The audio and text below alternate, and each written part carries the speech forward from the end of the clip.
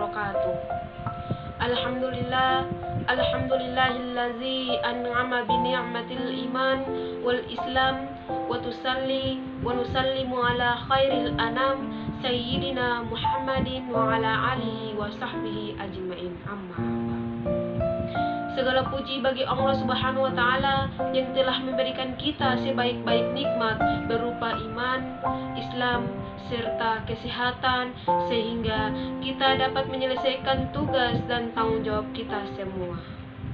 Tak lupa pula salawat berangkaikan salam kita hanturkan kepada junjungan kita Nabi Muhammad sallallahu alaihi wasallam yang mana telah memperjuangkan Islam dari zaman jahiliyah hingga Islam yang kita rasakan penuh nikmat dan kedamaian sampai saat ini.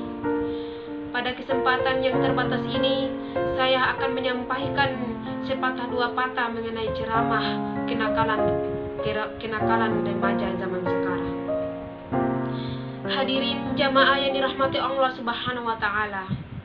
Ketahuilah bahwa sesungguhnya Allah Subhanahu wa taala telah mengutus Nabi Muhammad sallallahu alaihi wasallam guna menyempurnakan akhlak setiap manusia.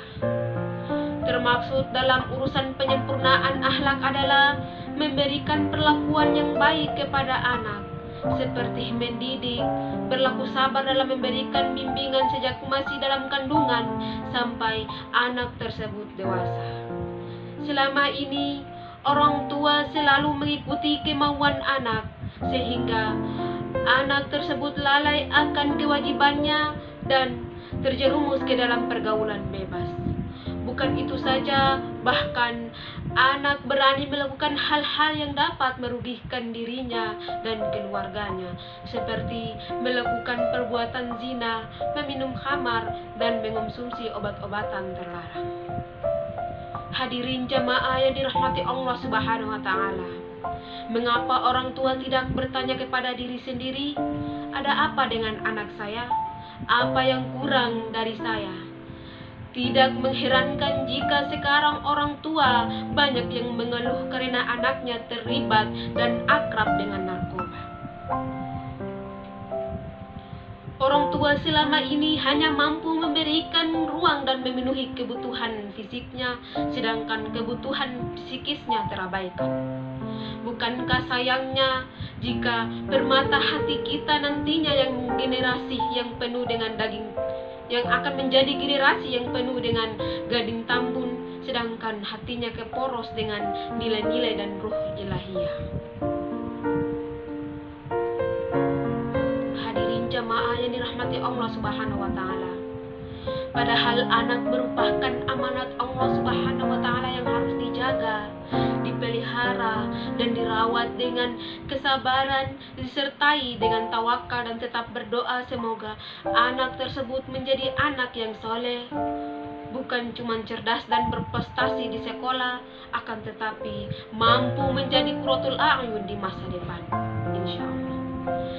Sebagaimana firman Allah Subhanahu wa taala dalam Quran surah Al-Furqan ayat 74 yang artinya, dan orang-orang yang berkata, "Ya Tuhan kami, anugerahkanlah kepada kami istri dan anak-anak yang menjadi permata hati, dan jadikanlah kami pemimpin yang bertakwa." Hadirin jamaah yang dirahmati Allah Subhanahu wa taala. Tidak mengherankan jika Allah selalu berpesan bahwa anak-anak adalah perhiasan. Rasulullah sallallahu alaihi wasallam adalah sebaik-baiknya contoh dalam memperlakukan anak. Bagaimana Rasulullah sallallahu alaihi wasallam mengajarkan cucu-cucunya bermain, mengajarkan cinta dan kasih sayang kepada mereka dan kepada para sahabatnya.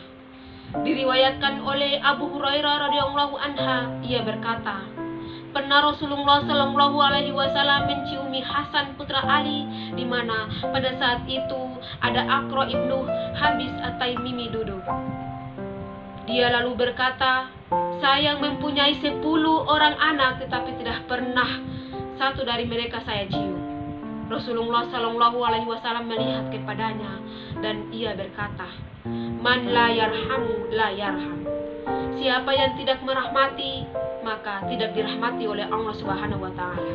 Hadis riwayat Al-Bukhari dan Muslim. Hadirin jamaah yang dirahmati Allah Subhanahu wa taala.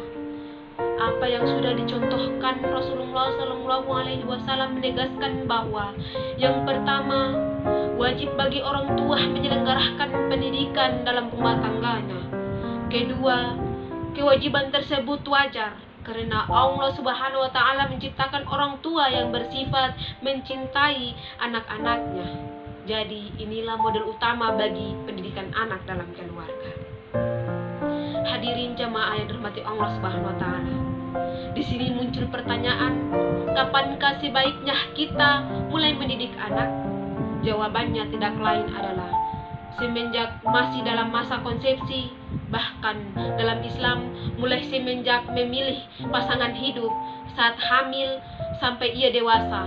Lalu kemudian kita mengajarkan kepada mereka mengenai asma-asma Allah, tentang tauhid dan taharah. Itulah adalah obat terbaik, sambil berdoa kepada Allah Subhanahu wa taala agar kenakalannya tidak membawa mudarat baginya dan orang tua bahkan di kalangan masyarakat. Hadirin jamaah rahimakumullah. Demikian ceramah yang dapat saya sampaikan pada kesempatan yang terbatas ini.